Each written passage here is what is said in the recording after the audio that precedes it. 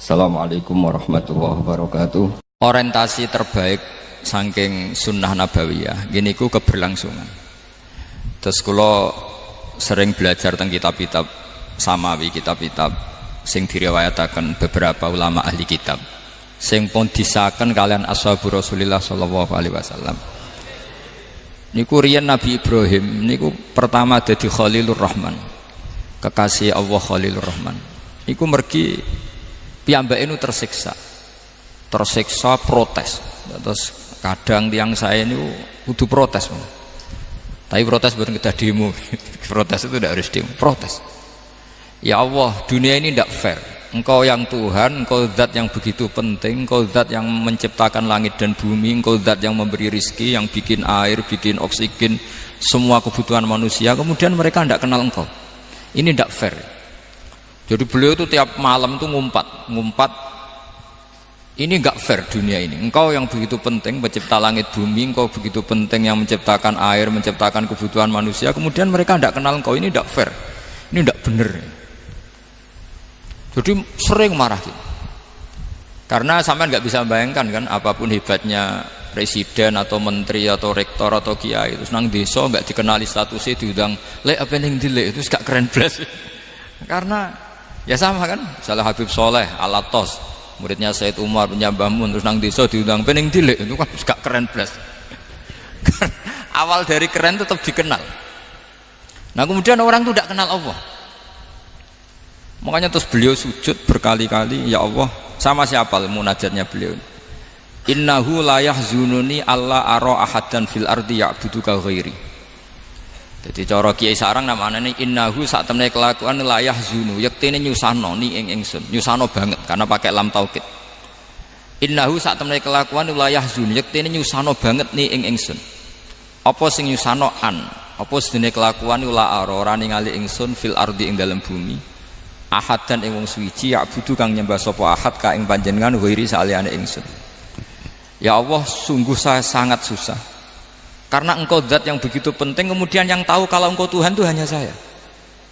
Sampean ngenes gak misalnya ada orang melihat saya itu marhafid kemudian tidak tahu kalau beliau orang alim, sampean sebagai muridnya ngenes gak? Ngenes kan?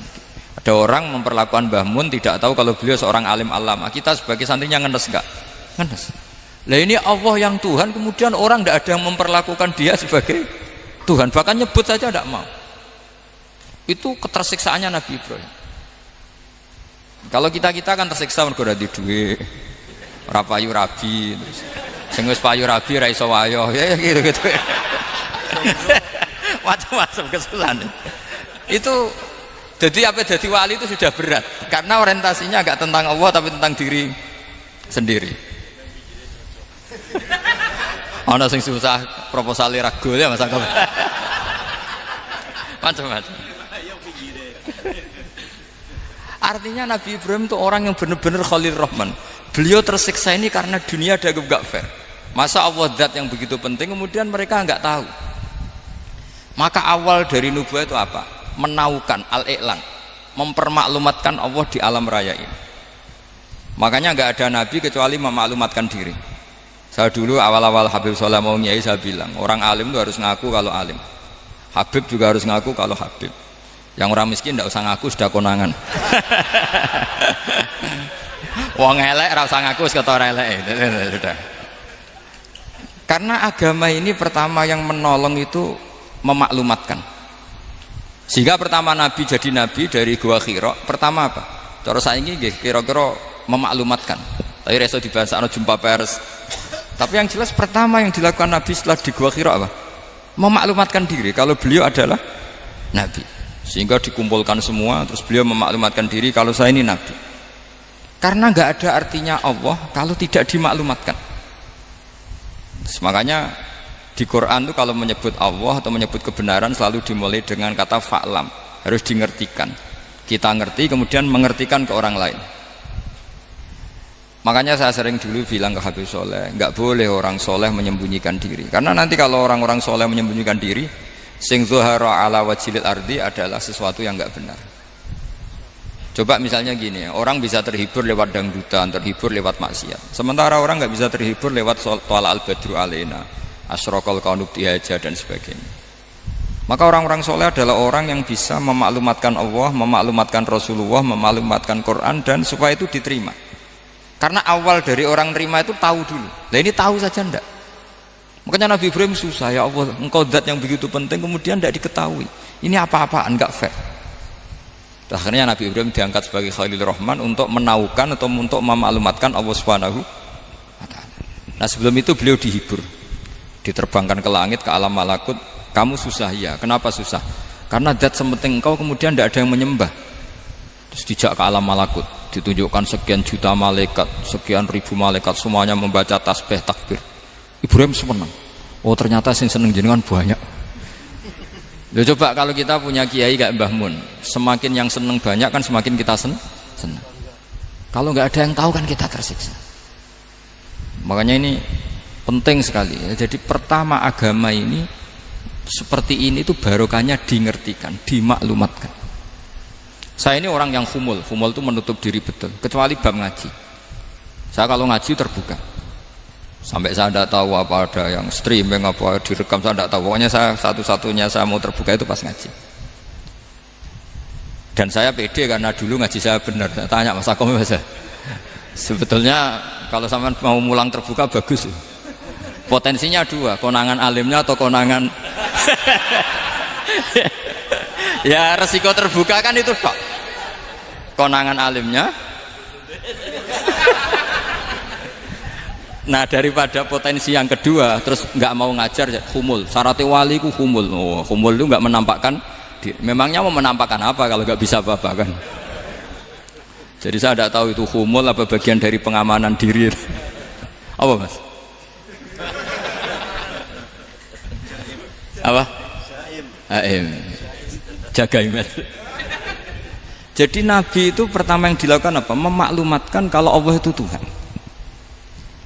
Jadi ciri utama orang soleh itu kalau kebenaran tidak mendominasi bumi ini. Jadi ciri utama orang soleh itu seperti itu. Makanya kenapa saya milih manhaj. Tentu Habib Soleh anda harus niru saya karena antar orang alim tidak boleh saling mengikuti. Tapi juga seterusnya nggak boleh saling ganggu. Saya itu ngaji di mana-mana itu guyon. Karena bapak saya suka guyon, Mbah Mun suka guyon. Alasannya bapak dulu sederhana. Orang sudah nyari hiburan dengan maksiat. Sehingga agama ini harus membawa keceriaan sosial, membawa keceriaan hati. Karena Allah ngendikan kul bi fadlillah wa bi rahmati fa bidzalika falyafrahu. Orang tuh harus senang dengan kebaikan. Orang happy dengan tolal badru alina, happy dengan manakibul akhyar, dengan fadhailul akhyar. Karena orang di sana sudah senangnya itu kalau ada maksiat. Nah sekarang agama dibawa orang-orang yang tidak menyenangkan juga. Ngaji teko wis merengut. Ada muridnya salah duduk marah, salah posisi meja marah. Lalu orang-orang kan mikirnya kan, daripada ngaji dimarahin terus mendingan ndak kan gitu.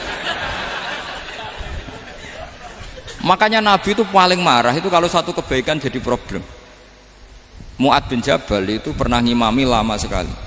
Dan yang makmum itu akhirnya mufarokoh. Dulu belum ditemukan fikih, tapi orang ini sudah berani mufarokoh. Jadi ini termasuk mujtahid sebelum tahu Fathul Mu'in, tahu Wahab, dia sudah berani mufarokoh. Jadi sudah luar biasa. Karena bangsa ibadah yang agak-agak ngawur itu tanpa diajarin sudah do pinter sendiri. Dia mufarokoh. Ketika dia mufarokoh, komentarnya Mu'ad, dia munafik. Sholat belum selesai kok mufarokoh. Singkat cerita Mu'ad melaporkan itu ke Rasulullah.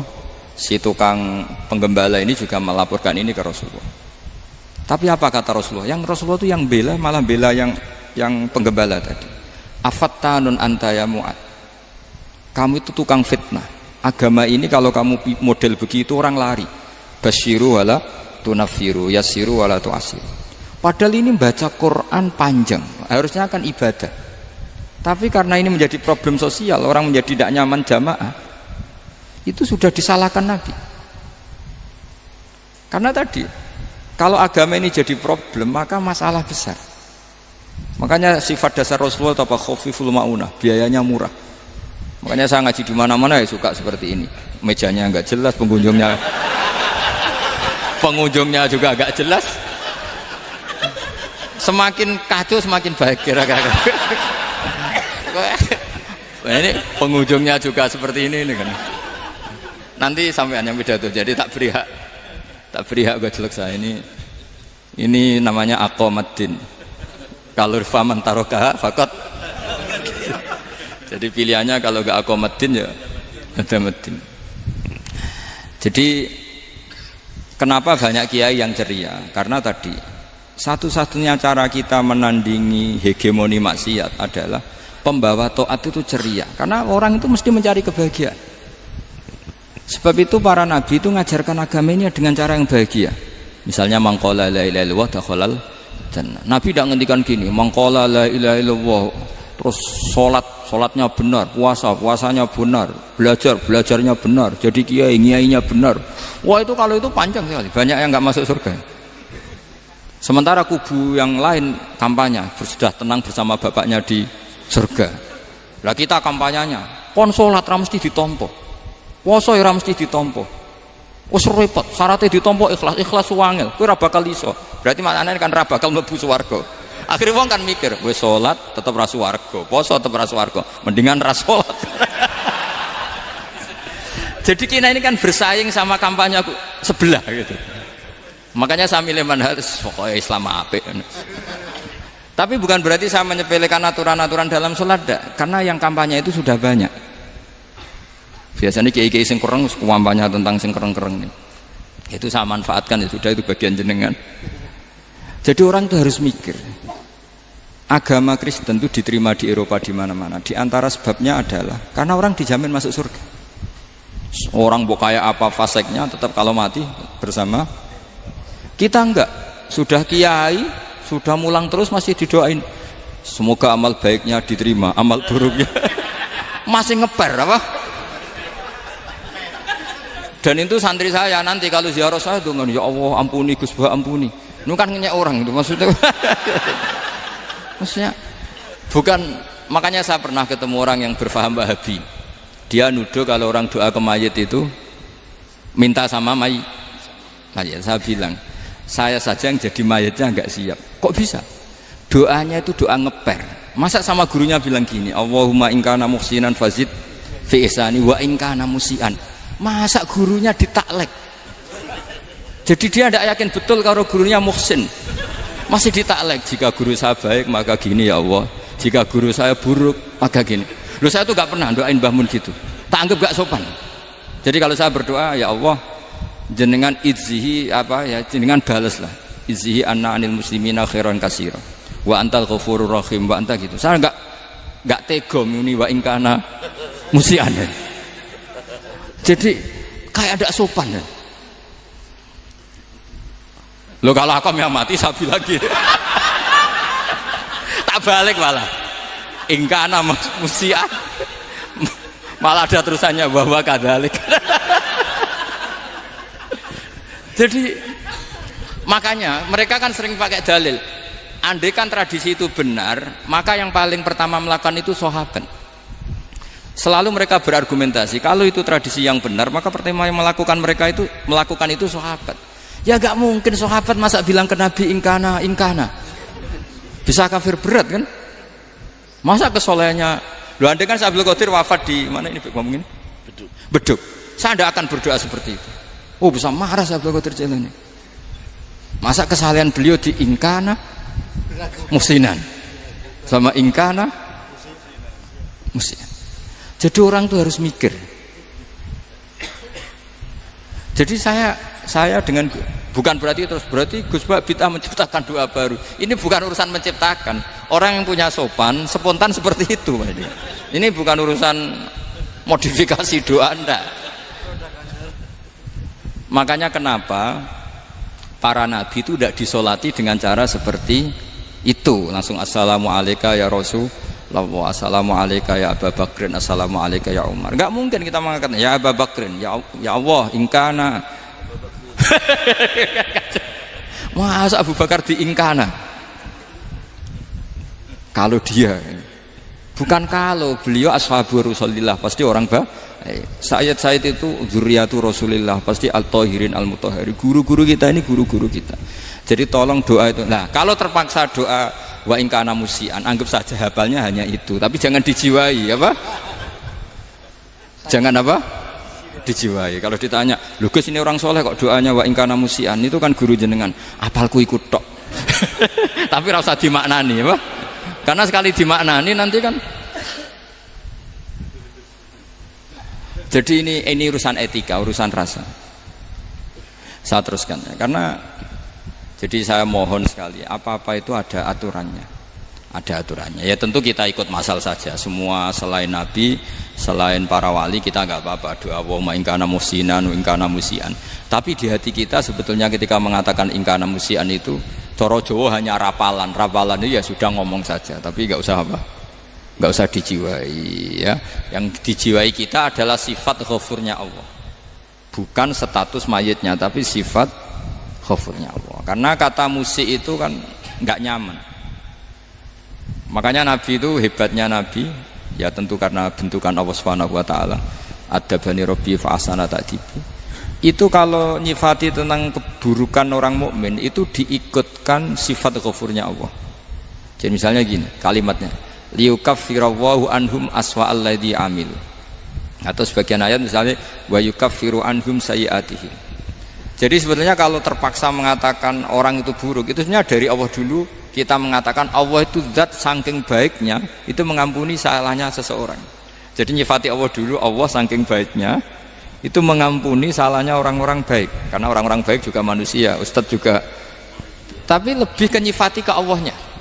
Kalau kita kan enggak, lebih tertarik nyifati mayitnya. Sehingga kita di hati itu mayit kira tak jalono sepuro tuntas kayak gitu. Jadi kalau di Quran tidak seperti itu. Jadi kita lebih mensifati Allah itu Ghafur, Afuwun Karim. Makanya seperti doa-doa kita kalau Ramadan gini, Allahumma innaka afuwun karim tuhibbul afwa, baru bakas fa'fu anna. Jadi ada aturannya. Meskipun ilmu ini agak jelimet, tapi bagi ahlinya ini ma'ruf. Kalau sampean nggak paham berarti nggak ahlinya. Jadi ilmu ini agak jelimet, tapi ma'ruf.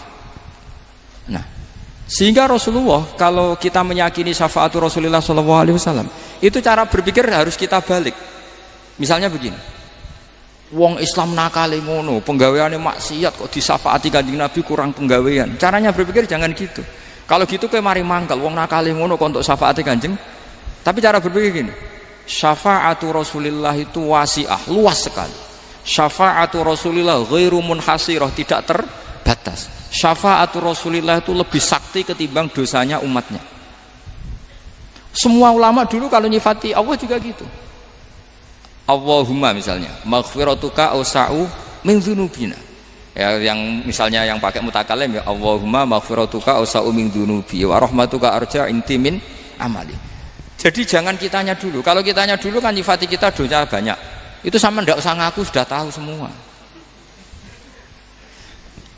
Tapi nyifati pertamanya apa? Allahumma maghfiratuka awsa'u min dzunubi wa rahmatuka arja inti min amali. Sehingga dari nyifati maghfiratullah yang wasi'ah, yang tidak terbatas, kemudian kita sah mengatakan bahwa ahlul maksiat pun mungkin atau berhak dapat ampunan. Sama, syafa'atu Rasulillah itu ghairu munhasirah, syafa'atu Rasulillah itu wasi'ah. Sehingga sahlah riwayat syafa'ati li ahlil kabair min ummah. Itu bukan menyangkut melegalkan kabirah, bukan menyangkut mengesahkan orang Islam dosa besar, karena nanti dapat syafaatnya Rasul. Cara berpikir jangan gitu. Nanti kamu mentasjek memberanikan orang melakukan maksiat berdasar iktimat syafaati Rasulillah. Itu jangan gitu cara berpikir, dibalik apa? Syafa'atu Rasulullah awsa'u wa awsa'u. Sangat luas. Sehingga saking luasnya sampai yang tukang maksiat saja kebagian. Sama rahmatnya Allah Ta'ala itu wasi'ah, rizkinya Allah ya wasi, sampai wong nganggur ya iso mangan ngono. Lah begitu juga rahmati Allah Ta'ala itu wasi'ah, sampai wong sing sumpek utange akeh ya iso guyu ngono. Lah tapi kalau dibalik, misalnya saya diprotes kiai, saya pernah juga diprotes, Gus umat kok mbok latih guyu padahal mereka maksiate akeh, hutange akeh, gini-gini. Karena kamu menyifati orangnya. Kalau menyifati orang ini sampean guyu haram. Utang jatuh tempo, sampean gak mikir dosa ndak? Dosa. Jadi kiai muridnya goblok kok kiai ini kurang tahajud itu ya dosa. Dadi kiai kok muridé goblok tenang wae. Sementing untuk sowanan iku amatir ya kene. Mestinya cara berpikir dibalik. Rahmatullah wasi'ah, rizquhu ya wasi', fadluhu wasi'. Sampai wong sumpek wae iso guyu. Sehingga kita ini sudah objek. Loh, kita ini tidak subjek di alam raya ini, kita tidak subjek tapi apa? Objek. Makanya saya berkali-kali mengatakan, mbok kayak apa sumpeknya kita, tetap wong iso guyu. Karena apa? Allah mensifati dirinya wa annahu wa adhaka wa abka. Allah itu adhaka, zat yang memberi orang iso guyu. Wa abka lan zat sing maringi wong iso nangis. Karena sifatnya Allah Ta'ala pasti nafidzah, sifatnya Allah Ta'ala pasti terjadi. Dan kita objek. Makanya wong sumpek utange akeh, bojo ora percaya, tangga ora percaya, nak guyu banter-banter. Karena Allah ku adhaka, zat sing maringi guyu. Wa abka, sudah presiden, sudah gubernur, sudah menteri, nak Allah kepengin nangis no yo nangis. Coba ngeluhnya apa kalau misalnya jenengan seorang mantan presiden atau mantan gubernur, kadang anaknya calonan RT mbok menang bondak. Ngeluhnya apa orang alim, misalnya alim alama, anaknya mau jadi jurumiyah ra iso, susah. Kaya raya anaknya jadi pasien, susah. Allah punya cara untuk abegah, untuk bikin orang nangis. Nah karena kita ini objek, pasti sesumpek apapun orang yang bisa tertawa ya bisa nangis. Makanya banyak ulama yang nggak terlalu serius mikir agama ini, bukan karena dablek, enggak, karena Allah mensifati dirinya Al-Hadi, yang memberi petunjuk. Kita gak ditunggoni Kanjeng Nabi, gak ditunggoni Wali Songo, gak ditunggoni para alawin yang dulu, gak ditunggoni Habib-Habib yang kayak Said Abdul Al-Haddad. Tapi karena Allah itu Al-Hadi, yang memberi petunjuk, dan sifatnya Allah Ta'ala la budda wa ayat takuna nafidah. Sifatnya Allah pasti nafidah. Amerika kayak apa liberalnya, sekarang trennya juga banyak yang masuk Islam. Kampung-kampung pedalaman gak ada kiainya, cukup mudin. Kadang membawa agama itu orang yang ke situ mau nyari kayu. Orang di pedalaman Kalimantan, Sulawesi itu pertama itu nyari kayu, tapi bawaan hidayat, lama-lama bikin masjid. Saya pernah di Korea, ke sana orang nyari uang, niatnya juga nyari uang, tapi akhirnya tersiksa kalau enggak bikin masjid. Karena apa? Karena Allah itu Al-Hadi, zat yang memberi petunjuk. Maka kamu tidak usah khawatir, agama ini pasti jalan ila yaumil qiyamah, karena Allah Al-Hadi. Sama. Mbok kamu umat mbok weden-wedeni kowe ku amalan ora mesti ditampa. Nek ora ditampa mlebu neraka. Ngono mulai ngaji ya tenang ae. Tenang, santai. Bahkan kadang bilang gini, Pak Yai tadi gak bener. Masa ngecap orang mlebu neraka. Kita yang masyarakatnya gak tahu pintunya. Pak kayaknya tahu pintunya.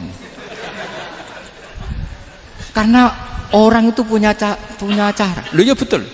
Orang Bedui itu kalau ngaji sama Nabi itu lebih unik timbang yang soleh, timbang yang pinter.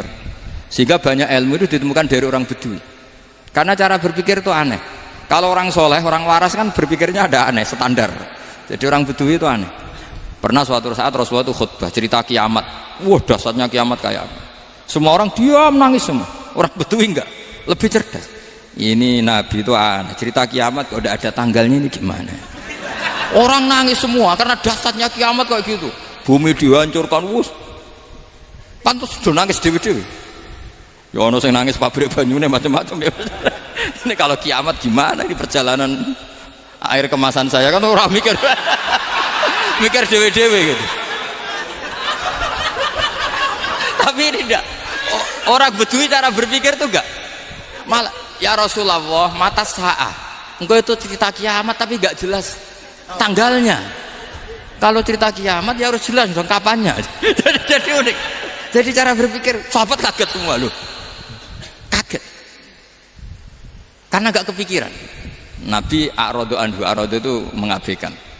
Banyak sahabat yang menganalisis lam yasma'kan. Nabi memang gak dengar sehingga mengabaikan. Ada yang analisis lagi sami'a wa kariha. Sebenarnya Nabi dengar itu gak berkenan karena tengah-tengahnya khutbah kok tanya. Tapi si Arabi ini cerdas. Masuk akal kan? Misalnya mau pilihan presiden, orang mesti tanya kapan kan gitu. Ya kan? Mau ganti presiden atau ganti bupati, takarannya orang kan kapan? Kayak Mas Akom jadi wali ndak? Pertanyaannya kan kapan? Kalau jatuhnya kan sudah ya. Sehingga tanya, mata sa'ah ya Rasulullah. Lama-lama Nabi diangen-angen, bener juga orang ini. Saya cerita kiamat kok nggak jelas kapannya. Ini Nabi menjawab.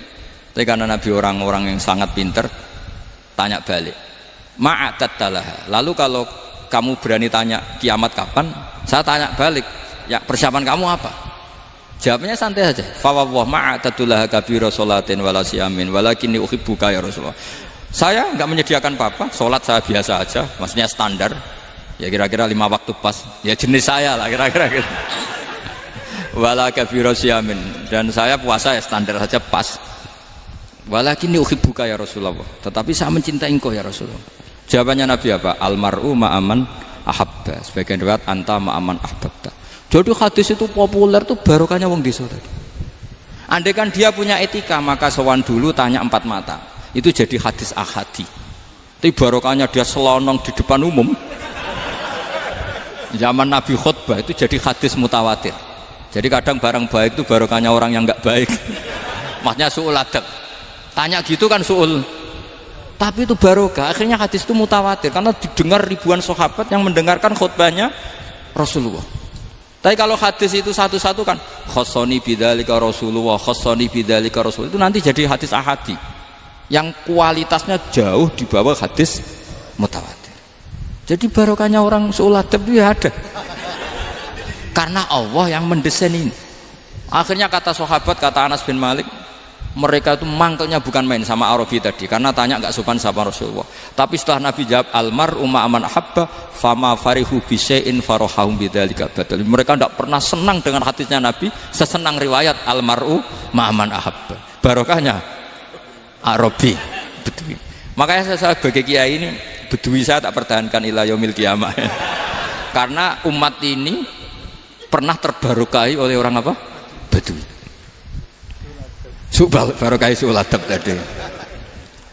Jadi mohon ini supaya majelis ini kan majlisul iltorti Rasulullah, coba terlatihlah mengatakan Allah itu subjek, Allah itu al-fa'ilul mukhtar, Allah itu al-fa'ilul mukhtar, Allah itu yang menentukan alam ini. Dan Allah mensifati dirinya wa annahu huwa adhaka wa abka. Allah itu zat yang memberi orang itu bisa tertawa. Dan Allah juga yang memberikan orang itu bisa menangis. Mbok kayak apa kamu neror umat, amal nggak mesti diterima gini-gini. Ternyata neng majelis nangis ya, mulai guyu. Kadang guyu-guyune ngenyak tenane. Daripada apa ya agak-agak merodok orang yang dohirnya beda dengan batinnya, nggak perlu distatuskan seperti itu. Ya sudah biasa saja. Jadi, nah, fi muqaddimihim, imam besar dalam manhaj ini namanya Abul Hasan apa? Asyadzili. Abul Hasan Asyadzili itu kalau ada orang tanya gini, Beb saya ini susah, sholat saya tidak mesti diterima Allah gini-gini, marah. Nggak usah. Kafa bika jazaan an radiyaka laka ahlan. Sudah kamu ditakdir pernah sujud itu sudah keren. Saya itu andaikan dapat kabar dari malaikat bahwa sholat kamu tidak diterima, saya tidak susah. Bukan karena sombong. Pernah ditakdir sholat sujud ning Allah itu keren. Kayak apa malunya kita ketemu Allah kemudian kita di bumi tidak pernah sujud. Makanya cara Abul Hasan Asyadzili kowe ora usah mikir salatem ditampa ora usah mbok mikir. Kowe ditakdir tau sujud itu hebat. Kafa bika jazaan an radiyaka laka ahlan. Cukup kamu mendapat balasan dari Allah, kamu pernah ditakdir sujud. Gak perlu ngaji alim alama, gowo sawi ngalor ngidul jalalain keren. Paling gak malaikat pernah melihat kamu, wah gowo tak kitab kuwedi. Gak penting pahammu gak penting. Karena isra bakat paham Mas.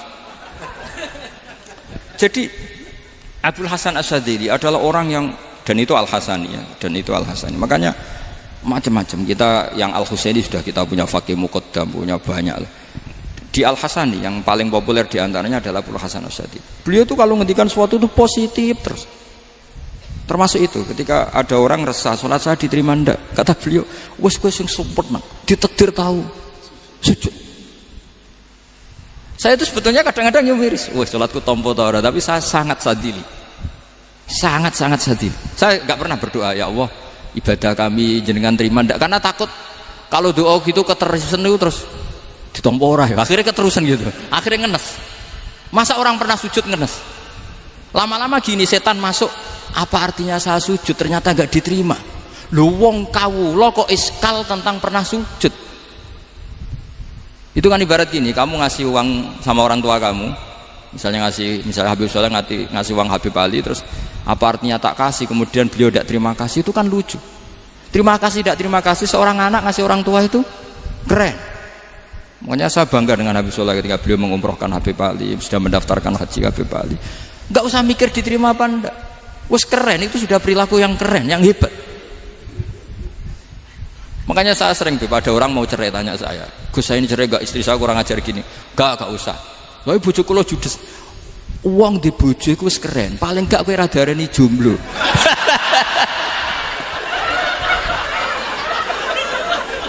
Oh, diarani duda ora enak.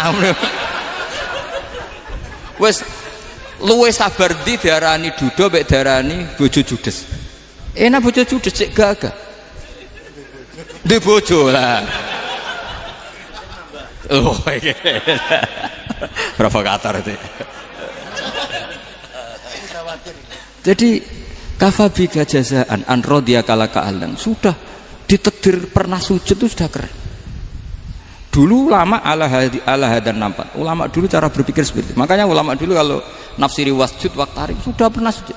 Di Quran enggak pernah ada ayat wasjud lan sujudo sira ingkana kada wa kada ingkunta mutayakinan bikobuli sujudi. Kan ada sujud ya sujud saja, tidak usah mikir makbul apa tidak makbul.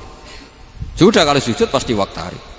Terus saya sebenarnya ya sebagai orang ya kadang wedi, sholatku ditompo ta ora. Tapi kalau keterusan nanti ada was-was yang mengatakan opo artine sholat. Lu tuh kan ngeri seorang hamba sing uripe ning bumine Allah kemudian menyoal pernah sholat hanya karena takut gak diterima.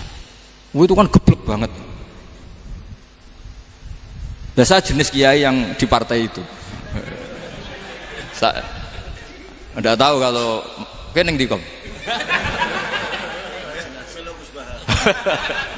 Sedumat masa kamu gak ada keren iblis. Jadi nanti kalau misalnya ada manhajnya Habib Soleh yang tidak seperti itu tidak apa-apa, mungkin supaya orang nggak takabur, nggak fakhr, sehingga makanya mulai dulu lama itu ya partainya kalau nggak rojak ya khauf. Nah saya ini yang jelas terang-terangan ikut partai rojak saja, apa? Partai rojak, karena banyak yang sudah di partai khauf. Tapi saya rojak yang bil ilmi tadi. Makanya Sayyidina Umar radhiyallahu anhu itu yang namanya sama sujud. Saya itu punya kitab. Habib Soleh pernah tak tunjukin tulisan tangan saya. Muji-muji sujud. Sayyidina Umar ketika ditusuk seorang gila itu Majusi, Abu Lu'lu' terkenalnya itu. Itu Hulamul Mughirah terkenalnya. Ditusuk, dia sahabat, beliau sahabat, wali. Jadi nusuk Umar tuh kayak apa? Nusuk Mas Hakom aja dosa besar, apalagi nusuk Umar. Itu ketika ditusuk, dia itu ya punya dendam. Namanya manusia itu punya dendam. Artinya namanya orang kan mangkel sama yang nusuk. Kalau orang mangkel itu inginnya kan yang nusuk itu masuk neraka. Tapi apa kata Umar? Ngendikan gini, tanya pertama, yang nusuk saya siapa? Orang Majusi. Orang Majusi, Hulamul Mughirah. Alhamdulillah alladzi lam yaj'al maniyati biyadi rajulin lam yasjud laka sajdatan yuhaju biha indaka yaumal qiyamah. Saya itu senang Gusti, yang nusuk saya orang yang nggak pernah sujud sama jenengan. Jika kalau saya dendam supaya dia masuk neraka, saya nggak takut orang itu nuntut sama saya. Tapi kalau dia pernah sujud, pernah sholat, kemudian dia masuk neraka karena nusuk saya, kemudian dia berargumentasi, saya pernah sujud ya Allah, kenapa engkau masukkan neraka? Saya tidak berani jawab ya Allah. Saking hormatnya sama yang namanya sujud. Jadi kamu dendamnya kesampaian, cara Jawa ya. Dendam dengan tanda kutip ya, tidak makna semestinya. Jadi mangkel mbek sing nusuk, nak mlebu neraka pantes, wong ora tau sujud wae Gusti gitu. Tapi kalau pernah sujud, kemudian dia masuk neraka karena saya, bisa yuhajuni biha yaumal qiyamah. Jadi kayak apa sujud? Saya apa? Nabi itu kalau muji sujud sampai ngingatkan wa hatta takuna sajdatul wahidatu khairan minad dunya wa ma fiha. Nanti kalau kamu di akhirat ketemu Allah, kenangan terbaik kita apa? Di dunia pernah sujud. Keren aja. Cara ning pondok wis tau bayar seharian lho. Cara sowan kiai tau ngamplopi Mas. Wis go jajan. Nah tapi kadang setan itu masuk tadi. Apa artinya sujud gak mesti ditompo, apa artinya sowan Habib ngaturi ra mesti ditompo, ngaturi kiai. Akhirnya ada ketakutan. Nah kalau ketakutan ini berlebihan lama-lama, ma faidatus sujud. Wah itu sudah buruk sekali, wong hamba kok tanya ma faidatus sujud. Nah ini di pentingnya mazhab-mazhab Syadzili. Jadi saya ngaji agak-agak uraan itu amdan. Kalau ini watak sudah, bukan. Jadi uraan itu ada dua, ada yang amdan bismil ilm, ilmunya banyak terus milih manhaj. Insya Allah saya partai itu. Ada yang uraan bakat mas. Ada ya? Ada apa banyak? Nah sebetulnya khauf juga gitu Bim. Ada khauf itu karena ilm. Ada habib alim alama atau kiai alim alama, dia tahu masyarakat kalau ngikuti Gus Bak nanti jadi fakhr, kurang tawaduk, terus dia milih partai khauf. Lah yang buruk itu ada kiai yang milih khauf pancen dari awalnya sati cilik ya. Jenisnya wis sati. Jadi sebenarnya dia tidak cukup ilmunya nerangkan khauf, cuma jenisnya wis sati cilik. Wong ning omah lawang dikunci ono gludak-gludak, ono hantu putih. Jadi ya sama, yang bawa rojak bisa bawaan dablek, yang bawa khauf bisa saja bawaan ati cilik. Nah kita ingin yang bawa rojak ya bismil ilm, yang bawa khauf juga bismil ilm. Ya ono teh Mas, wong sing ati gede, mengene dua blek, tapi enggak bawaan rojak, memang bawaan dablek. Ada yang ati cilik tapi bawaan khauf. Jadi mengatakan khauf tapi sebetulnya bawaan ati cilik. Nah kita inginnya ndak, kalau rojak ya bismillah kayak Abdul Hasan Asyadzili, kalau yang kampanye khauf kayak Sayyid Abdul Haddad bawaan apa? Ilm. Sehingga kita ini Qul inni ala bayyinatin mir rabbi, semua itu berdasar ilmu sing jelas welo-welo. Makanya semua nabi memaklumatkan apa? Qul inni ala bayyinatin mir rabbi. Jadi semua ilmu syaratnya apa? Bayyinah. Bayyinah itu kebenaran ilmiah sing jelas welo-welo. Makanya itu yang disebut Allah Subhanahu wa taala mensifati kekasihnya yaitu Nabi Muhammad sallallahu alaihi wasallam, lam yakunil ladzina kafaru min ahlil kitabi wal musyrikina munfakkina hatta ta'tiyahumul bayyinah rasulun minallah yatslu suhufan mutahharah. Niku Kanjeng Nabi saking cerdase meneh tek wong Islam, wong musyrik, wong kafir ngerti logika yang dibangun Nabi saja kuat infikak dari kemusyrikannya. Makanya disebut munfakin.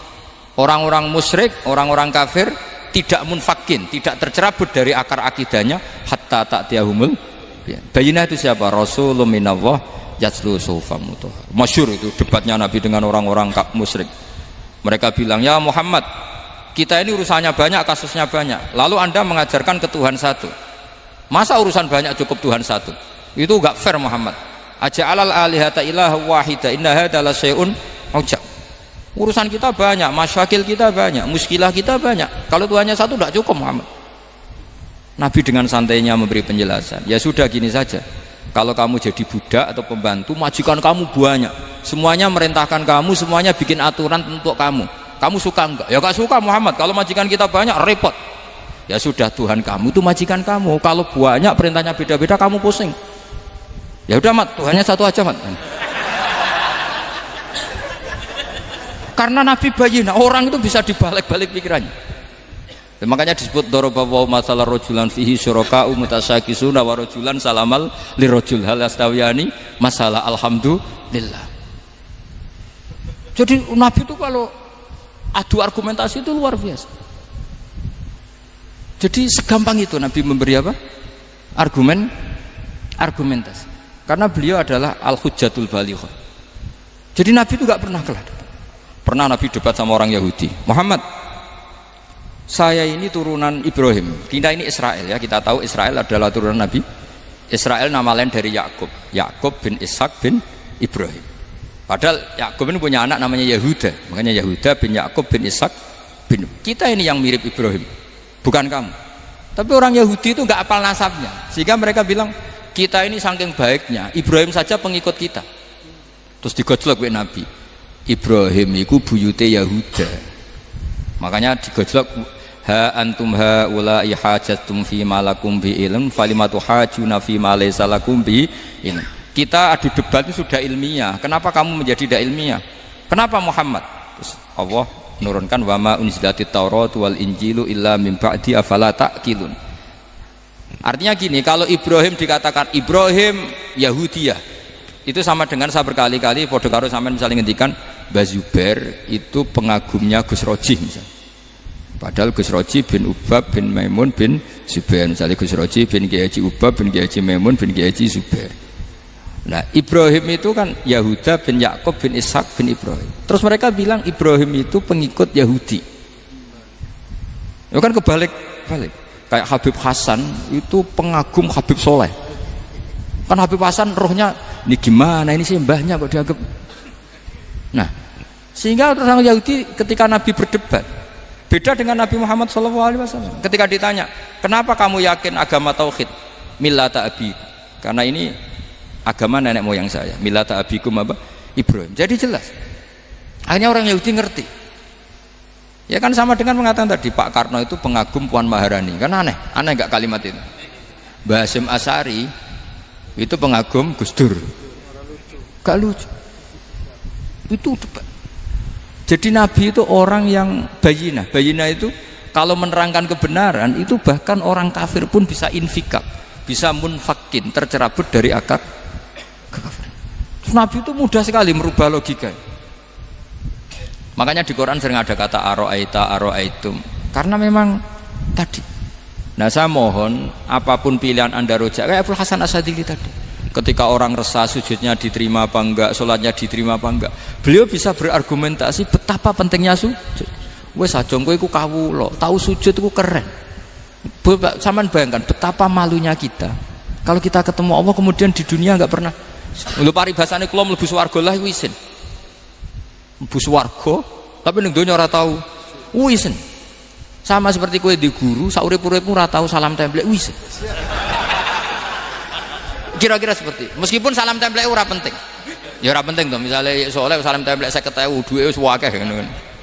Nah Mas Akom penting kudu rokok. Itu bukan nilainya kok, betapa malunya kita. Saya dulu mau sarang, andai kan tidak pernah khidmah sama iya malu tenan sebagai apa? Santri. Makanya Sayyidina Umar ketika beliau dibunuh orang, itu pertanyaan pertama, dia pernah sujud enggak? Enggak pernah. Andai kan dia pernah sujud, maka saya tidak berani masukkan dia masuk neraka. Takutnya dia protes sama Allah, ya Allah saya pernah sujud kenapa harus di neraka? Atau Umar ditanya Allah gini, Umar, kue ridho wong sing tahu nyembah aku kemudian dia di neraka? Kayak apa? Jadi makanya Umar ketika wafat ketika alhamdulillah alladzi lam yaj'al maniyati biyadi rajulin lam yasjud laka sajda. Ya jadi saya mohon sekali jadi majelis ini sebuah majelis mubarak, caranya tauhidnya dibenarin ya, tauhidnya dibenarin. Jadi Allah itu adhaka wa abka, Allah itu al-hadi, Allah itu ar-razzaq. Sehingga menteri ekonomi mbok salah rumusillah wong tetep mangan. Mergo Allah itu ar-razzaq. Mbok negara dikelola keliru lah wong tetep mangan, wong Allah itu ar-razzaq. Kiai rada akeh sing di masalah. Tapi ya tetep agama ini jalan. Lho andai kan syaratnya agama ini kiai ini bener, wah ya repot. Kowe iso bayangno Mas Akom bener terus. Tapi agama ini berkali-kali coba di TV itu banyak nyun sewu, ada ustadz, ada kasus apa, ada kiai, kadang ada masalah hukum. Agama ini jatuh enggak masalah. Padahal di TV itu sudah dinasionalkan kan, ada kiai terlibat kasus hukum atau ustadz tertangkap karena melakukan apa itu. Tapi enggak ngefek karena agama ini bihifdillah wa biriayatillah. Sama. Negara mana-mana kadang manajemen ekonominya enggak jelas, tapi masyarakat ya makan karena Allah Razzaq. Sama aku kancanan Mas Akom mengeluh tapi Allah adhaka, akhirnya iso guyu. Padahal orang untungnya blas kancanan dede. Tapi karena Allah itu adhaka. Nah kita dengan istri yang kita cintai, dengan keluarga kadang yang nangis. Karena Allah itu zat yang bisa memberi abka. Wa annahu wa adhaka wa abka. Terus wa annahu wa amata wa ahya. Kita tidak ingin mati. Wah ya mati saja karena kita objek. Nah, hidayah itu seperti itu. Allah al-hadi. Apa? Allah itu kayak apa Korea, negara ateis. Enggak kebayang di sana ada ngaji Aqidatul Awam Mabadi Fikih. Sekarang banyak. Saya tuh kalau beli Aqidatul Awam kerdusan tak kirimkan ke Korea. Sebelum saya ke Korea, karena sebagian santri saya di Jogja. Di sana ada ngaji Aqidatul Awam, ngaji Takrib. Bahkan saya di sana dilakokno sakduna fid dunya. Kayak apa Allah kalau ingin bikin hidayah? Karena Allah itu al-hadi. Wong Indonesia digerakno seneng duit. Bareng wis seneng duit mau apa? Korea. Setelah di Korea tersiksa karena enggak ada tempat sujud. Akhirnya urunan. Segampang itu kalau Allah mengendaki. Itu enggak dibenem MUI, enggak dibenem Karena Allah Al-Hadi. Jadi saya mohon sekali tauhid ini dibenerin dulu. Allah tetap Al-Fa'ilul Mukhtar, apa? Al-Fa'ilul Mukhtar. Sehingga Allah mensifati dirinya Adhakawa. Mbok kamu bendung kayak apa, orang ngaji saya tetap guyu. Sekarang iso mbuli saya, oh Gus Bak piye ngaji tidak guyu. Allah yang memberikan guyu kamu itu. Andai kan sesuai status kamu, kowe ora ngarep guyu. Utang akeh, jatuh tempo, bojo ora percaya. Gede-gede ya, kayak paham.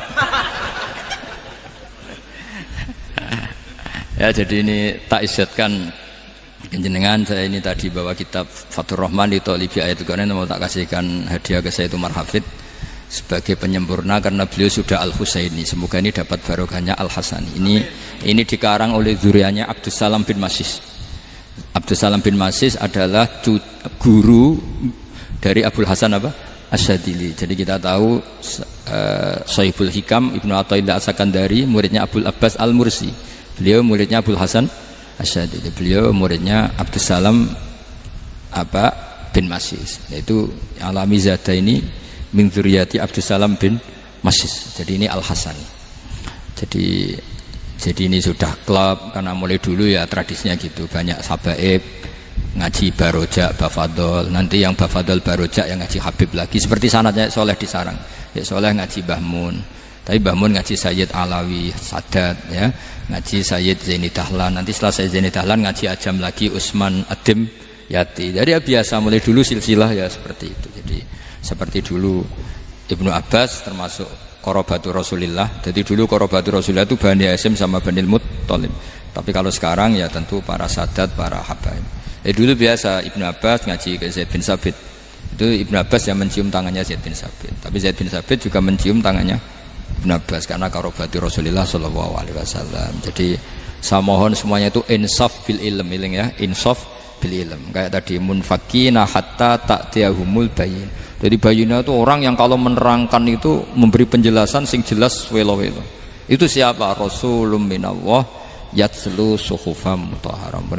Iku mergi piyambake nu tersiksa protes. Terus kadang tiang saya ini kudu protes. Tapi protes bukan kita demo. Protes itu tidak harus demo, protes. Ya Allah, dunia ini tidak fair. Engkau yang Tuhan, engkau zat yang begitu penting, engkau zat yang menciptakan langit dan bumi, engkau zat yang memberi rizki, yang bikin air, bikin oksigen, semua kebutuhan manusia, kemudian mereka tidak kenal engkau. Ini tidak fair. Jadi beliau itu tiap malam itu ngumpat.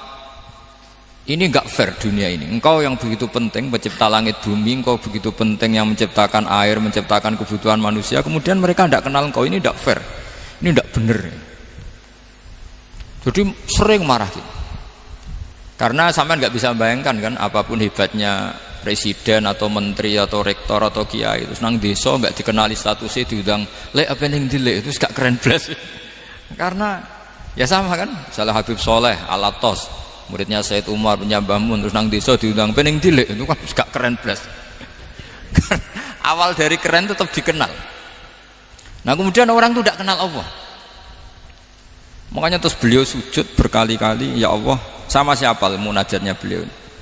Innahu la yahzununi alla ara ahadan fil ardi ya'buduka ghairi. Jadi cara Kiai Sarang namanya ini innahu sak temene kelakuan la yahzunu, yektene nyusano ni ing ingsun, nyusano banget karena pakai lam taukid. Innahu sak temene kelakuan la yahzunu, yektene nyusano banget ni ing ingsun. Apa sing nyusano an? Apa sedene kelakuan la ara ora ningali ingsun fil ardi ing dalam bumi. Ahad dan ing wong suci ya'budu kang nyembah sapa ahad ka ing panjenengan wiri saliyane ingsun. Ya Allah, sungguh saya sangat susah. Karena engkau zat yang begitu penting, kemudian yang tahu kalau engkau Tuhan itu hanya saya. Sampean ngenes gak misalnya ada orang melihat saya itu Marhafid kemudian tidak tahu kalau beliau orang alim. Sampean sebagai muridnya ngenes gak? Ngenes kan? Ada orang memperlakukan Mbah Mun tidak tahu kalau beliau seorang alim alama. Kita sebagai santrinya ngenes gak? Ngenes. Lah ini Allah yang Tuhan, kemudian orang tidak ada yang memperlakukan dia sebagai Tuhan, bahkan nyebut saja tidak mau. Itu ketersiksaannya Nabi Ibrahim. Kalau kita kan tersiksa mergo di duwe, ora payu rabi, terus sing wis payu rabi ra iso wayo, ya gitu. Macam-macam kesalahan. Itu Jadi apa jadi wali itu sudah berat karena orientasinya agak tentang Allah tapi tentang diri sendiri. Ana sing susah proposal ragu ya Mas Angga. Macam-macam. Artinya Nabi Ibrahim itu orang yang benar-benar Khalil Rahman. Beliau tersiksa ini karena dunia dianggap gak fair. Masa Allah zat yang begitu penting kemudian mereka nggak tahu. Maka awal dari nubuah itu apa? Menaukan al-i'lan, mempermaklumatkan Allah di alam raya ini. Makanya nggak ada nabi kecuali memaklumatkan diri. Saya dulu awal-awal Habib Soleh mau nyai saya bilang orang alim itu harus ngaku kalau alim.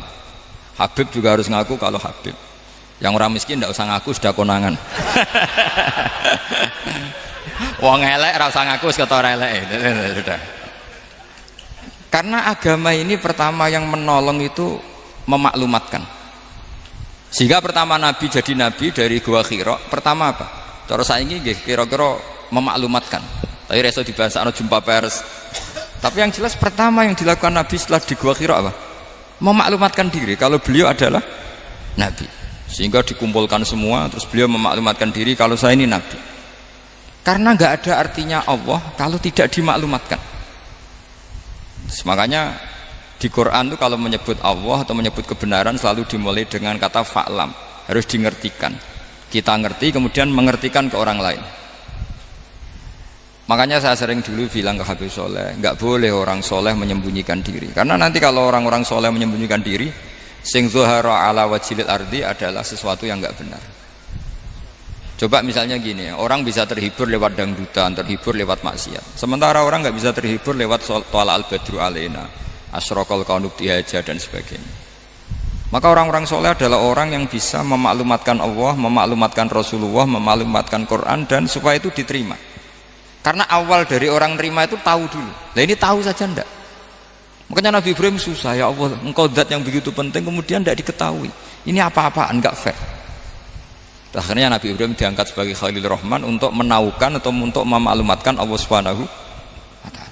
Nah sebelum itu beliau dihibur, diterbangkan ke langit, ke alam malakut. Kamu susah ya, kenapa susah? Karena zat sementing engkau kemudian tidak ada yang menyembah. Terus dijak ke alam malakut, ditunjukkan sekian juta malaikat, sekian ribu malaikat, semuanya membaca tasbih takbir. Ibrahim senang. Oh ternyata yang seneng jenengan banyak. Loh, coba kalau kita punya kiai kayak Mbah Mun, semakin yang seneng banyak kan semakin kita seneng. Kalau nggak ada yang tahu kan kita tersiksa.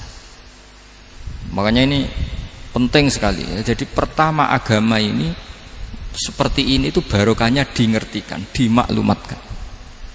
Saya ini orang yang humul itu menutup diri betul, kecuali bab ngaji. Saya kalau ngaji terbuka. Sampai saya tidak tahu apa ada yang streaming apa direkam, saya tidak tahu. Pokoknya saya satu-satunya saya mau terbuka itu pas ngaji.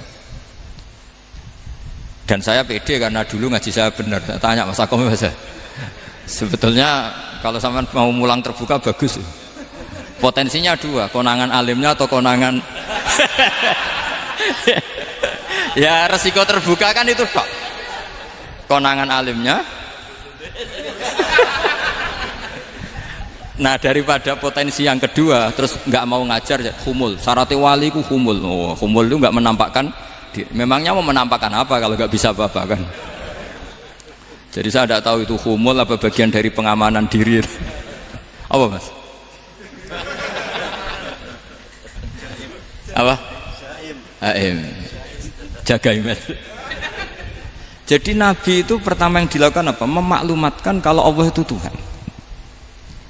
Jadi ciri utama orang soleh itu kalau kebenaran tidak mendominasi bumi ini. Jadi ciri utama orang soleh itu seperti itu. Makanya kenapa saya milih manhaj. Tentu Habib Soleh tidak harus niru saya karena antar orang alim tidak boleh saling mengikuti. Tapi juga seterusnya nggak boleh saling ganggu. Saya itu ngaji di mana-mana itu guyon. Karena bapak saya suka guyon, Mbah Mun suka guyon. Alasannya bapak dulu sederhana. Orang sudah nyari hiburan dengan maksiat. Sehingga agama ini harus membawa keceriaan sosial, membawa keceriaan hati. Karena Allah ngendikan kul bi fadlillah wa bi rahmati fa bidzalika falyafrahu. Orang tuh harus senang dengan kebaikan. Orang happy dengan Thala al-Badru alaina, happy dengan manaqibul akhyar, dengan fadhailul akhyar. Karena orang di sana sudah senangnya itu kalau ada maksiat. Nah sekarang agama dibawa orang-orang yang tidak menyenangkan juga. Ngaji teko wis merengut, ada muridnya salah duduk marah, salah posisi meja marah. Lalu orang-orang kan mikirnya kan, daripada ngaji dimarahin terus mendingan ndak kan gitu. Makanya Nabi itu paling marah itu kalau satu kebaikan jadi problem. Mu'ad bin Jabal itu pernah ngimami lama sekali, dan yang makmum itu akhirnya mufarokoh. Dulu belum ditemukan fikih, tapi orang ini sudah berani mufarokoh. Jadi ini termasuk mujtahid. Sebelum tahu Fathul Mu'in, tahu Wahab, dia sudah berani mufarokoh. Jadi sudah luar biasa. Karena bangsa ibadah yang agak-agak ngawur itu tanpa diajarin sudah do pinter sendiri. Dia mufarokoh. Ketika dia mufarokoh, komentarnya Mu'ad, dia munafik. Sholat belum selesai kok mufarokoh. Singkat cerita Mu'ad melaporkan itu ke Rasulullah. Si tukang penggembala ini juga melaporkan ini ke Rasulullah. Tapi apa kata Rasulullah? Yang Rasulullah itu yang bela, malah bela yang penggembala tadi. Afattanun anta ya Mu'ad, kamu itu tukang fitnah. Agama ini kalau kamu model begitu orang lari. Basyiru wala tunafiru, yassiru wala tu'asiru. Padahal ini baca Quran panjang, harusnya akan ibadah. Tapi karena ini menjadi problem sosial, orang menjadi tidak nyaman jamaah, itu sudah disalahkan Nabi. Karena tadi, kalau agama ini jadi problem, maka masalah besar. Makanya sifat dasar Rasulullah apa khafiful maunah, biayanya murah. Makanya saya ngaji di mana-mana ya suka seperti ini. Mejanya enggak jelas, pengunjungnya juga enggak jelas. Semakin kacau semakin baik kira-kira.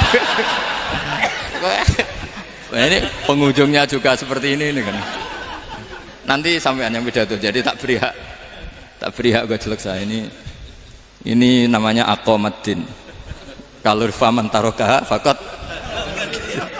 Jadi pilihannya kalau gak aqomaddin ya ada medin.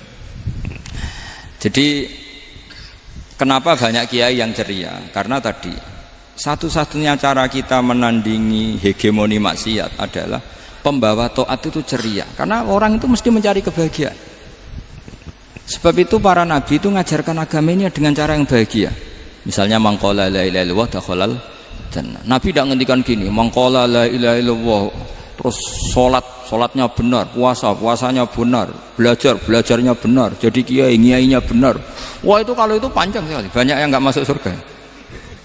Sementara kubu yang lain kampanye sudah tenang bersama bapaknya di surga. Lah kita kampanyanya kon salat ra mesti ditampa, puasa ra mesti ditampa, wis repot syaratnya ditampa ikhlas wangel kowe ra bakal iso, berarti maknane kan ra bakal mlebu swarga. Akhirnya wong kan mikir wis salat tetep ra swarga, puasa tetep ra swarga, mendingan ra salat. Jadi kita ini kan bersaing sama kampanye sebelah gitu. Makanya saya milih manhaj pokoknya Islam apik. Tapi bukan berarti saya menyepelekan aturan-aturan dalam sholat, karena yang kampanye itu sudah banyak. Biasanya kiai-kiai sing kereng kampanye tentang sing kereng-kereng nih. Itu saya manfaatkan, ya sudah, itu bagian jenengan. Jadi orang itu harus mikir. Agama Kristen itu diterima di Eropa di mana-mana. Di antara sebabnya adalah karena orang dijamin masuk surga.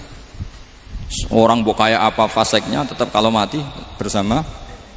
Kita enggak, sudah kiai, sudah mulang terus masih didoain semoga amal baiknya diterima, amal buruknya masih ngeper apa.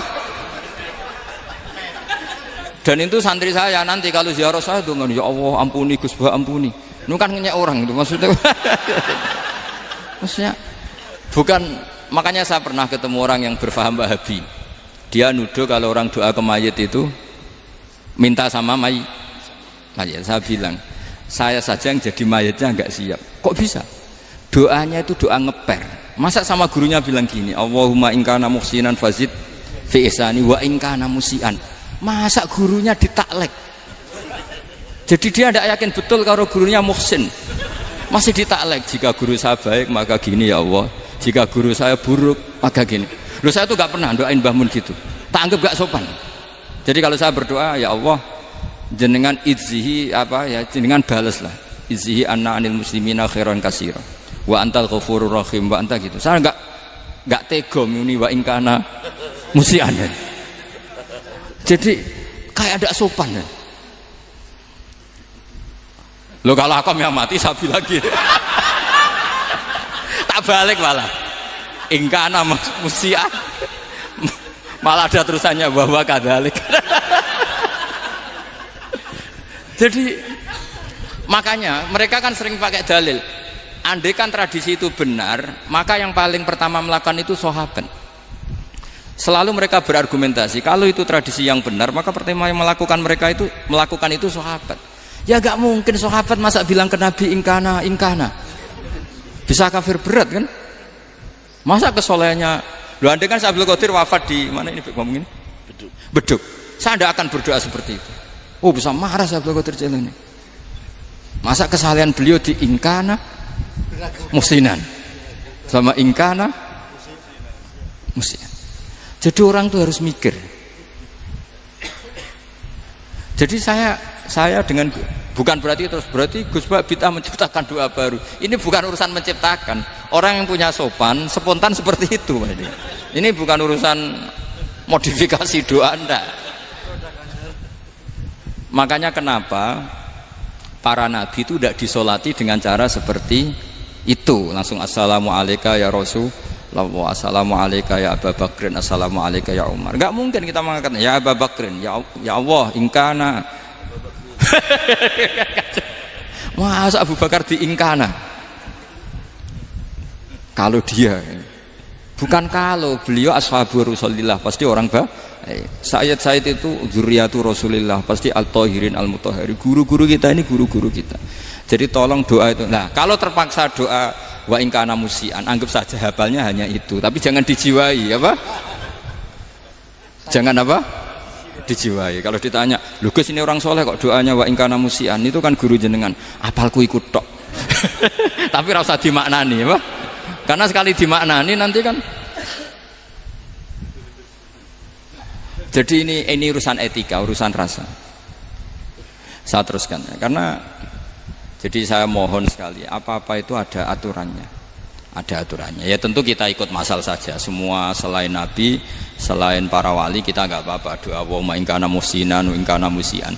Tapi di hati kita sebetulnya ketika mengatakan ingkana musian itu coro Jawa hanya rapalan. Rapalan itu ya sudah ngomong saja, tapi nggak usah apa? Nggak usah dijiwai ya.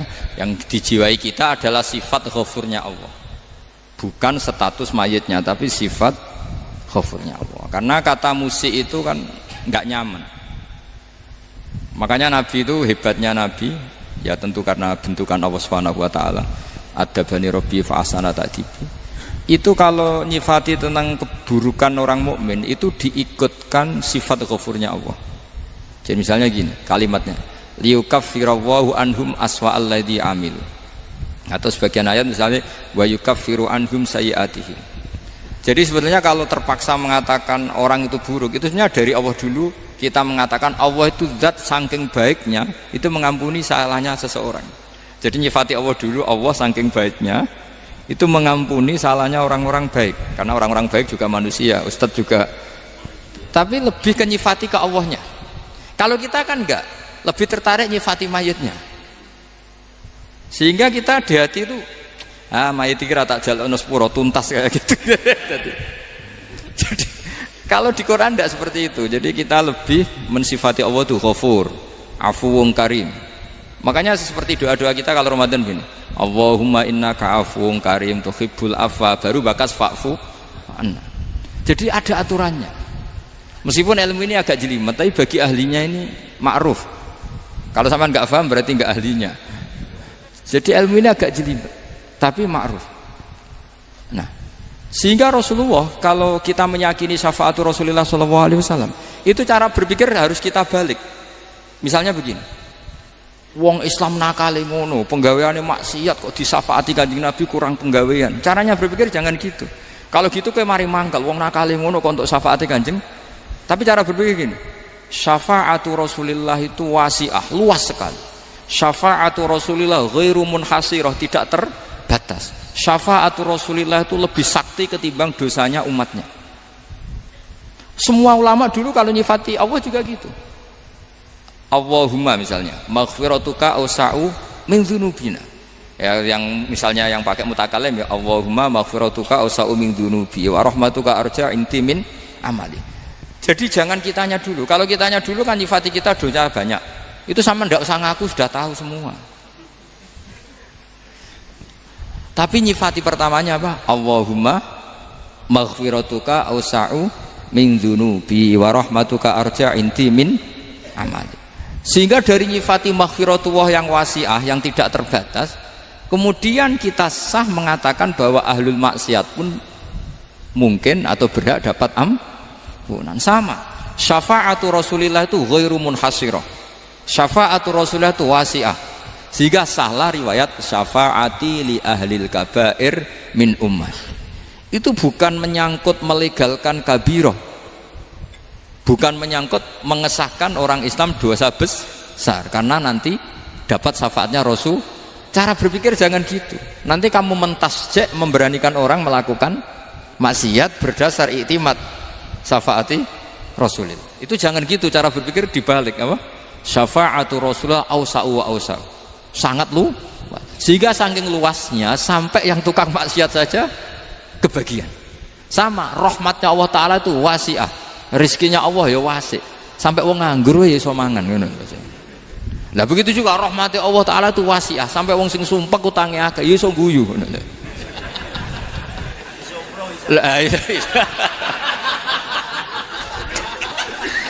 Tapi kalau dibalik, misalnya saya diprotes kiai, saya pernah juga diprotes, Gus umat kok mbok latih guyu padahal mereka maksiate akeh, hutange akeh, gini-gini.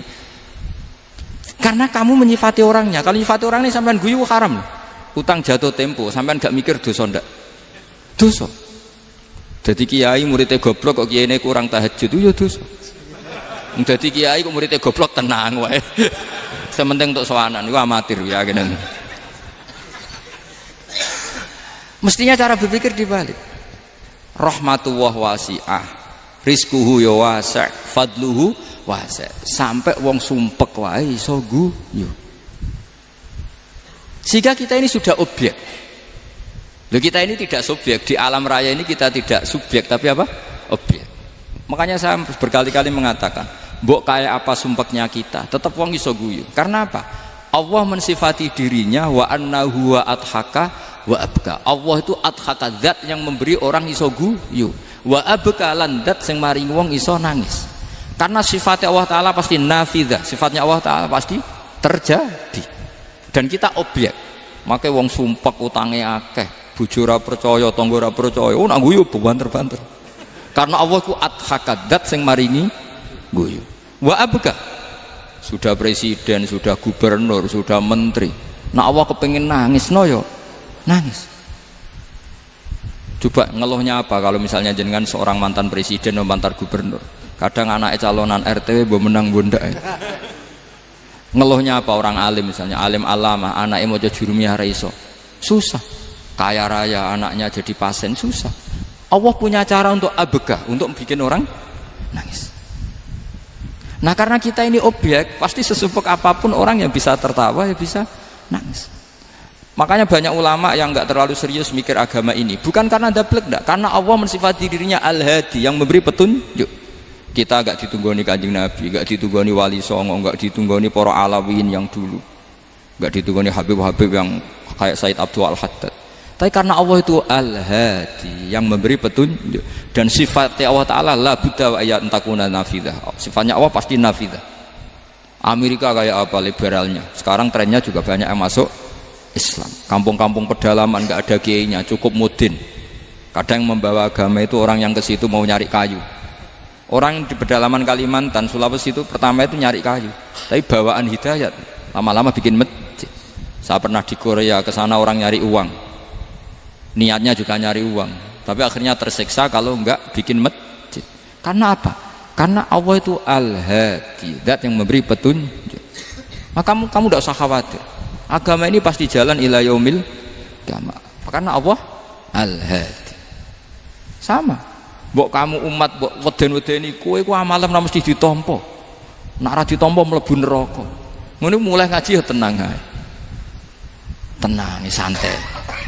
Bahkan kadang bilang gini, Pak Yai tadi gak bener. Masa ngecap orang mlebu neraka? Kita yang masyarakatnya gak tahu pintunya. Pak kayaknya tahu pintunya. Karena Orang itu punya cara. Loh ya betul. Orang Bedui itu kalau ngaji sama Nabi itu lebih unik timbang yang soleh, timbang yang pinter. Sehingga banyak ilmu itu ditemukan dari orang Bedui. Karena cara berpikir itu aneh. Kalau orang soleh, orang waras kan berpikirnya ada aneh, standar. Jadi orang Bedui itu aneh. Pernah suatu saat Rasulullah itu khutbah cerita kiamat. Wah, dahsyatnya kiamat kayak apa? Semua orang diam nangis semua. Orang Bedui enggak, lebih cerdas. Ini Nabi itu aneh. Cerita kiamat kok udah ada tanggalnya ini gimana?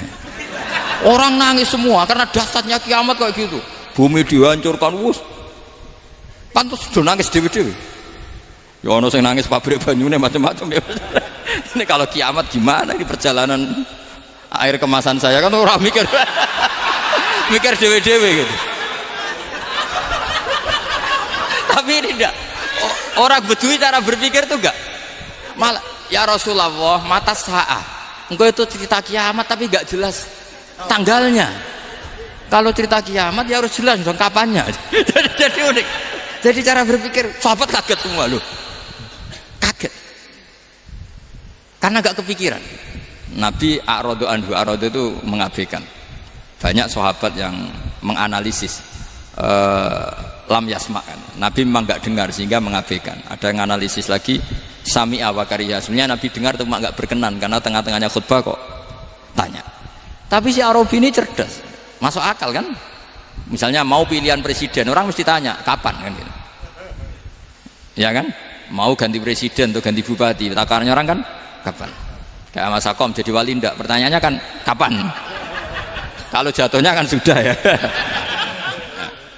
Sehingga tanya, mata sa'ah ya Rasulullah. Lama-lama Nabi diangen-angen, bener juga orang ini. Saya cerita kiamat kok nggak jelas kapannya. Ini Nabi menjawab. Tapi karena Nabi orang-orang yang sangat pinter, tanya balik. Ma'atattalaha. Lalu kalau kamu berani tanya kiamat kapan, saya tanya balik. Ya persiapan kamu apa? Jawabnya santai saja. Fawwah ma'atattalaha kabira sholatin wala siyamin walakinni uhibbuka ya Rasulullah. Saya enggak menyediakan apa-apa, sholat saya biasa aja, maksudnya standar. Ya kira-kira 5 waktu pas. Ya jenis saya lah kira-kira gitu. Wala kabira siyamin, dan saya puasa ya standar saja pas. Walakinni uhibbuka ya Rasulullah. Tetapi saya mencintai engkau ya Rasulullah. Jawabannya Nabi apa? Almar'u ma'aman ahabba. Sebagian riwayat anta ma'aman ahbabta. Jadi hadis itu populer tuh barokahnya wong desa tadi.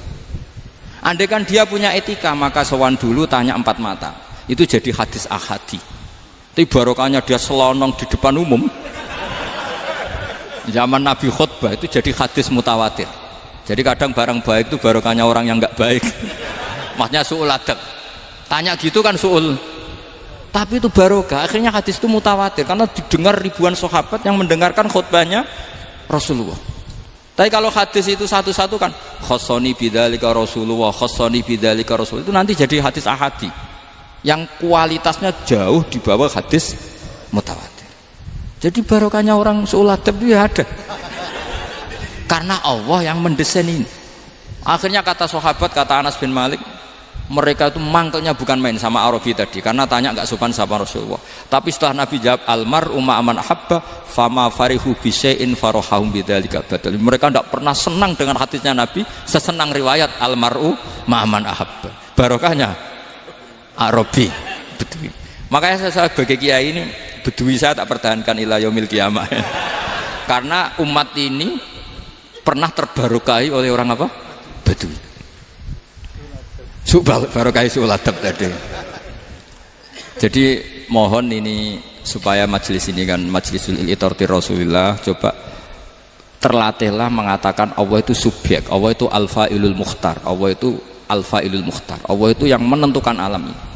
Dan Allah mensifati dirinya wa annahu huwa adhaka wa abka. Allah itu zat yang memberi orang itu bisa tertawa.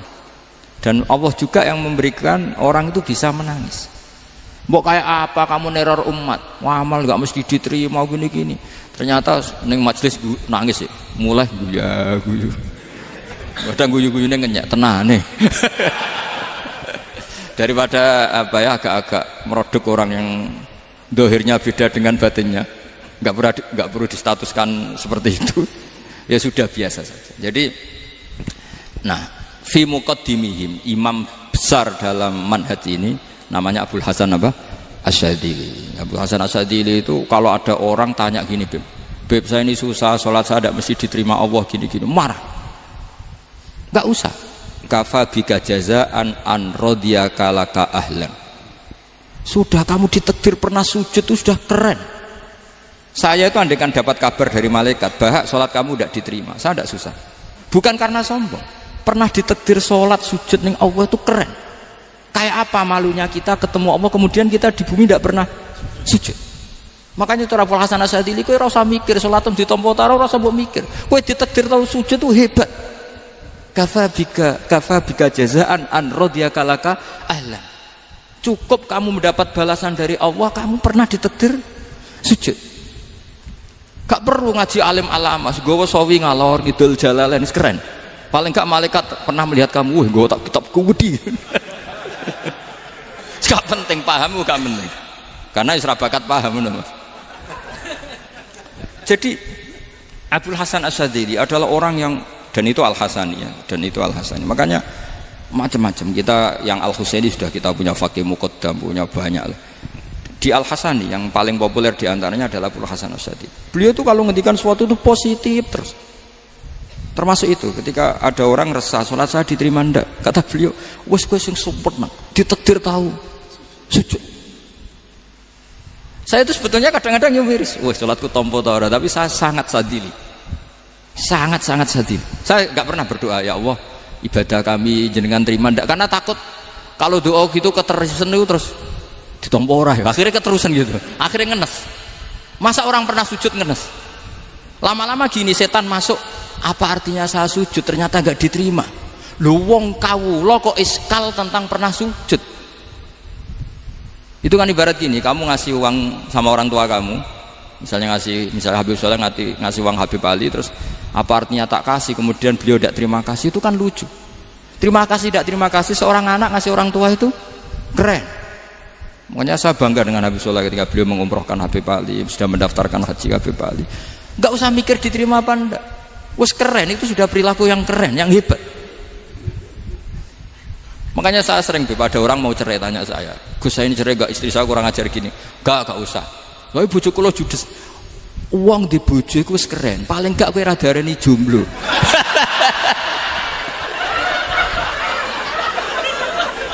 Oh, diarani duda ora enak. Wis luwe sabar ndi diarani duda mek diarani bojo judes. Enak bojo judes cek gagah. Di bojo lah. Oh, provokator itu. Jadi kafabika jazaan an radiyaka laka ahlan, sudah ditakdir pernah sujud itu sudah keren. Dulu ulama ala hadan nampak. Ulama dulu cara berpikir seperti itu. Makanya ulama dulu kalau nafsiri wasjud waqtarib sudah pernah sujud. Di Quran enggak pernah ada ayat wasjud lan sujudo sira ingkana kada wa kada ingkunta mutayakinan bikobuli sujudi, kan ada sujud ya sujud saja, tidak usah mikir makbul apa tidak makbul. Sudah kalau sujud pasti waktari. Terus saya sebenarnya ya sebagai orang ya kadang wedi, sholatku ditompo ta ora. Tapi kalau keterusan nanti ada was-was yang mengatakan opo artine sholat. Lu tuh kan ngeri seorang hamba sing uripe ning bumine Allah kemudian menyoal pernah sholat hanya karena takut gak diterima. Itu kan geblek banget. Biasa jenis kiai yang di partai itu. Saya enggak tahu kalau keneng dikom. Sedih umat masa kamu gak ada keren iblis. Jadi nah nanti kalau misalnya ada manhajnya Habib Soleh yang tidak seperti itu tidak apa-apa, mungkin supaya orang nggak takabur, nggak fakhr, sehingga makanya mulai dulu lama itu ya partainya kalau nggak rojak ya khauf. Nah saya ini yang terang-terangan ikut partai rojak saja, apa? Partai rojak. Karena banyak yang sudah di partai khauf. Tapi saya rojak yang bil ilmi tadi. Makanya Sayyidina Umar radhiyallahu anhu itu yang namanya sama sujud. Saya itu punya kitab. Habib Soleh pernah tak tunjukin tulisan tangan saya. Muji-muji sujud. Sayyidina Umar ketika ditusuk seorang gila itu Majusi, Abu Lu'lu' terkenalnya itu Hulamul Mughirah terkenalnya. Ditusuk, dia sahabat, beliau sahabat, wali. Jadi nusuk Umar tuh kayak apa? Nusuk Mas Hakom aja dosa besar, apalagi nusuk Umar. Itu ketika ditusuk, dia itu ya punya dendam. Namanya manusia itu punya dendam. Artinya namanya orang kan mangkel sama yang nusuk. Kalau orang mangkel itu inginnya kan yang nusuk itu masuk neraka. Tapi apa kata Umar? Ngendikan gini, tanya pertama, yang nusuk saya siapa? Orang Majusi. Orang Majusi, Hulamul Mughirah. Alhamdulillah alladzi lam yaj'al maniyati biyadi rajulin lam yasjud laka sajdatan yuhaju biha indaka yaumal qiyamah. Saya itu senang Gusti, yang nusuk saya orang yang enggak pernah sujud sama jenengan. Jika kalau saya dendam supaya dia masuk neraka, saya enggak takut orang itu nuntut sama saya. Tapi kalau dia pernah sujud, pernah sholat, kemudian dia masuk neraka karena nusuk saya, kemudian dia berargumentasi, saya pernah sujud ya Allah, kenapa engkau masukkan neraka? Saya tidak berani jawab ya Allah, saking hormatnya sama yang namanya sujud. Jadi kamu ini dendamnya kesampaian, cara Jawa ya. Dendam dengan tanda kutip ya, tidak makna semestinya. Jadi mangkel mbek sing nusuk, nak mlebu neraka pantas, wong ora tau sujud wae Gusti gitu. Tapi kalau pernah sujud, kemudian dia masuk neraka karena saya, bisa yuhajuni biha yaumal qiyamah. Jadi kayak apa sujud? Saya apa? Nabi itu kalau muji sujud sampai ngingatkan wa hatta takuna sajdatul wahidatu khairan minad dunya wa ma fiha. Nanti kalau kamu di akhirat ketemu Allah, kenangan terbaik kita apa? Di dunia pernah sujud. Keren aja. Cara ning pondok wis tau bayar seharian lho. Cara sowan kiai tau ngamplopi Mas. Wis go jajan. Nah tapi kadang syaitan itu masuk tadi. Apa artinya sujud gak mesti ditompo, apa artinya sowan Habib ngaturi ra mesti ditompo, ngaturi kiai. Akhirnya ada ketakutan. Nah kalau ketakutan ini berlebihan lama-lama, ma faidatus sujud. Wah itu sudah buruk sekali, wong hamba kok tanya ma faidatus sujud. Nah ini di pentingnya mazhab-mazhab Syadzili. Jadi saya ngaji agak-agak uraan itu amdan. Kalau ini watak sudah, bukan. Jadi uraan itu ada dua, ada yang amdan bismil ilm, ilmunya banyak terus milih manhaj. Insya Allah saya partai itu. Ada yang uraan bakat Mas. Ada ya? Ada apa banyak? Nah sebetulnya khauf juga gitu Bim. Ada khauf itu karena ilm. Ada Habib alim alama atau kiai alim alama, dia tahu masyarakat kalau ngikuti Gus Bak nanti jadi fakhr, kurang tawaduk, terus dia milih partai khauf. Lah yang buruk itu ada kiai yang milih khauf pancen dari awalnya sati cilik ya. Jenisnya wis sati. Jadi sebenarnya dia tidak cukup ilmunya nerangkan khauf, cuma jenisnya wis sati cilik. Wong ning omah lawang dikunci ono gludak-gludak, ono hantu putih. Jadi ya sama, yang bawa rojak bisa bawaan dablek, yang bawa khauf bisa saja bawaan ati cilik. Nah kita ingin yang bawa rojak ya bismil ilm, yang bawa khauf juga bismil ilm. Ya ono teh Mas, wong sing ati gede, menggaene dua blek, tapi enggak bawaan rojak, memang bawaan dablek. Ada yang ati cilik tapi bawaan khauf. Jadi mengatakan khauf tapi sebetulnya bawaan ati cilik. Nah kita inginnya ndak, kalau rojak ya bismillah kayak Abdul Hasan Asyadzili, kalau yang kampanye khauf kayak Said Abdul Haddad bawaan apa? Ilm. Sehingga kita ini Qul inni ala bayyinatin mir rabbi, semua itu berdasar ilmu sing jelas welo-welo. Makanya semua nabi memaklumatkan apa? Qul inni ala bayyinatin mir rabbi. Jadi semua ilmu syaratnya apa? Bayyinah. Bayyinah itu kebenaran ilmiah sing jelas welo-welo. Makanya itu yang disebut Allah Subhanahu wa taala mensifati kekasihnya yaitu Nabi Muhammad sallallahu alaihi wasallam, lam yakunil ladzina kafaru min ahlil kitabi wal musyrikina munfakkina hatta ta'tiyahumul bayyinah rasulun minallah yatslu suhufam mutahharah. Niku Kanjeng Nabi saking cerdase meneh tek wong Islam, wong musyrik, wong kafir ngerti logika yang dibangun Nabi saja kuat infikak dari kemusyrikannya. Makanya disebut munfakin.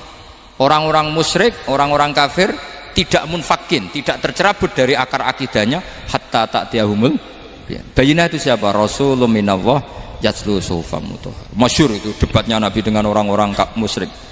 Mereka bilang, ya Muhammad, kita ini urusannya banyak, kasusnya banyak, lalu anda mengajarkan ke Tuhan satu. Masa urusan banyak cukup Tuhan satu? Itu enggak fair Muhammad. Aja'alal alihata ilaha wahida inna hadza la syai'un ujab. Urusan kita banyak, masyakil kita banyak, muskilah kita banyak, kalau Tuhannya satu enggak cukup Muhammad. Nabi dengan santainya memberi penjelasan, ya sudah gini saja, kalau kamu jadi budak atau pembantu, majikan kamu banyak, semuanya merintahkan kamu, semuanya bikin aturan untuk kamu. kamu suka enggak? Ya gak suka Muhammad, kalau majikan kita banyak repot. Ya sudah, Tuhan kamu itu majikan kamu, kalau banyak perintahnya beda-beda kamu pusing. Ya udah Mat, Tuhannya satu aja Mat. Karena Nabi bayin, orang itu bisa dibalik-balik pikirannya. Dan makanya disebut dorobawa masalah rojulan fihi syuraka umutasakisuna wa rojulan salamal lirojul hal astawiyani masalah alhamdulillah. Jadi Nabi itu kalau adu argumentasi itu luar biasa. Jadi segampang itu Nabi memberi apa? Argumentasi. Karena beliau adalah al-hujjatul balighah. Jadi Nabi itu gak pernah kalah. Pernah Nabi debat sama orang Yahudi, Muhammad, saya ini turunan Ibrahim, kita ini Israel ya, kita tahu Israel adalah turunan Nabi. Israel nama lain dari Yakub, Yakub bin Ishak bin Ibrahim. Padahal Yakub ini punya anak namanya Yahuda, makanya Yahuda bin Yakub bin Ishak bin. Kita ini yang mirip Ibrahim, bukan kamu. Tapi orang Yahudi itu nggak hafal nasabnya, sehingga mereka bilang kita ini saking baiknya Ibrahim saja